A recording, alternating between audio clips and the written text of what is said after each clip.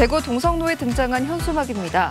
붉은색 바탕에 큰 글씨로 잠시 주차, 정차, 진입 절대 금지라 적혀 있는데요. 이어 이 장소는 나라를 구하는 불타는 열정과 정의에 가득한 한 젊은 청년이 손님을 가장해 여러 달째 파파라치를 하고 있는 곳이라고 경고하고 있습니다. 자신을 건물 입주자라고 소개한 글쓴이는 7만 8천 원의 뚜껑 열리는 과태료 범칙금을 내지 않으려면 엄청난 주의가 필요하다고 덧붙였습니다. 불법 주정차 신고를 당한 운전자들 항의에 건물 입주자가 내건 현수막으로 추정되는데요. 이 글이 온라인상에서 화제가 되자 자신이 현수막 속 젊은 청년이라며 신고자가 등장했습니다. 신고자는 건물 앞 도로가 일방통행인데도 역주행하는 차가 많아 1월 30일쯤부터 이달 10일까지 신고를 했다며 그동안 자신이 신고한 내역 535건을 공개했는데요. 그러면서 불법 저지르는 사람은 당당하고 뻔뻔한데 그걸 신고한 자신은 나쁜 사람이 됐다. 신고하다 맞기도 했다. 이젠 신고 안 한다고 주장했습니다. 누리꾼들은 현수막 거는 것도 불법 아닌가? 잘못한 사람이 오히려 큰 소리치는 세상. 신고 보상금 거의 없어졌다는데 대단한 청년이다 등의 반응을 보였습니다. 충청남도 논산시에 사는 20대 회사원 A씨는 며칠 전 자신이 사는 빌라의 장애인 주차구역에 불법 주차된 차량을 신고했습니다. 신고된 차량에는 과태료가 부과됐는데 문제는 그 다음이었습니다. 빌라 주차장 벽면에 국민신문고에 사진 찍어 올린 이는 벼락 맞아 죽어라라는 내용의 현수막이 걸린 겁니다. 이뿐 아니라 며칠 뒤에는 빌라 주인이 공지문을 붙이기도 했는데 휴대전화로 사진 찍어 올리는 모습은 CCTV로 지켜보고 있다. 불편하면 전화해서 차량을 이동해달라 요청하면 된다는 내용입니다. A씨는 이 내용을 온라인상에 공개하면서 무서워서 신고 못하겠다. 주인은 현수막을 떼기는커녕 지켜본다는 공지문을 올렸는데 너무 어이가 없다라고 토로했습니다. 누리꾼들은 방귀 뀐 사람이 성낸다더니 현수막 제작할 때 부끄럽지도 않았나? 뭘 잘못했는지 전혀 모르니 인성 알만하네요 라는 반응을 보였습니다. 지금까지 오클릭이었습니다.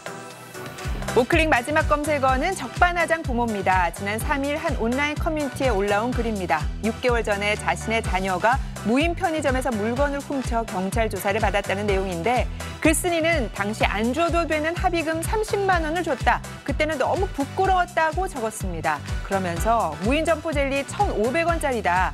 경찰 조사를 받을 때 CCTV 다 돌려본 결과 절도 금액 3, 4만 원 나왔다라고 전했습니다. 문제는 글쓴이가 자신이 자식 잘못 키워서 뭐라 할 말은 없다면서도 무인 편의점 측에 책임을 떠넘기는 듯한 주장을 했다는 점인데요.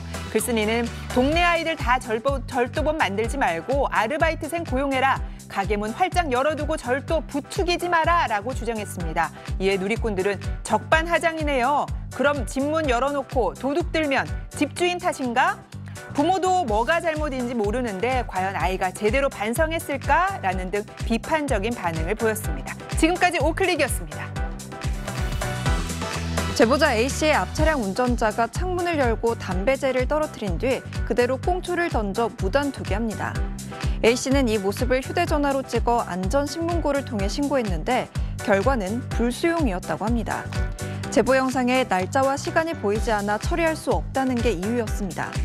오히려 A씨는 운전 중 휴대전화를 조작해 영상을 촬영했다는 이유로 7만 원의 과태료를 물게 됐다고 하는데요. A씨는 자신이 제보했는데 오히려 과태료를 내야 하느냐며 올바른 처분인지 조언을 구했습니다. 사연을 접한 교통사고 전문 변호사는 도로교통법상 운전 중 휴대전화 사용은 금지돼 있지만 각종 범죄 및 재해신고 등 긴급한 필요가 있을 때는 제외라면서 담배꽁초를 버리는 것도 처벌은 약하지만 범죄에 해당한다고 설명했습니다. 누리꾼들은 경찰 참 융통성 없네요. 이러면 누가 공익신고하나요? 그래도 안전이 최우선이니 블랙박스로 신고했으면 더 좋았을 것 같아요. 라는 반응을 보였습니다. 도로 한가운데서 한 남성이 다가오는 차를 막아섭니다. 수풀에 있던 손바닥 크기의 돌을 잡아 던집니다. 포기한 듯 자신의 차로 돌아가는가 싶더니 분을 참지 못하고 이번에는 이른바 도끼곡갱이라 불리는 도비를 차에서 꺼내 운전자를 위협합니다.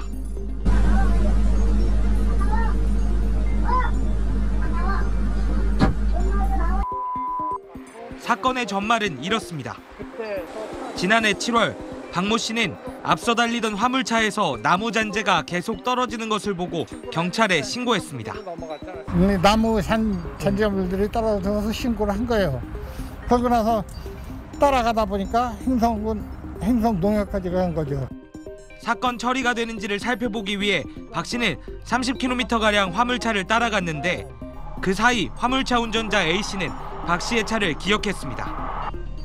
그리고 다음 날 박 씨의 차를 본 A 씨가 보복하기 위해 차를 멈춘 겁니다. 박 씨의 차 수리비는 190만 원. 하지만 정신적 고통은 더 컸습니다.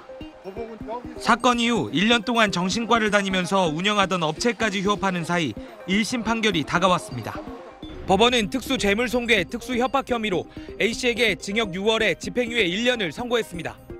박 씨는 공익신고에 대한 보복에 대해서는 더 강한 처벌이 필요하다며 항소 의지를 밝혔습니다.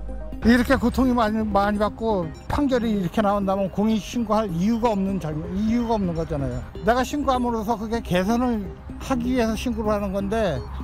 지원뉴스 정창영입니다.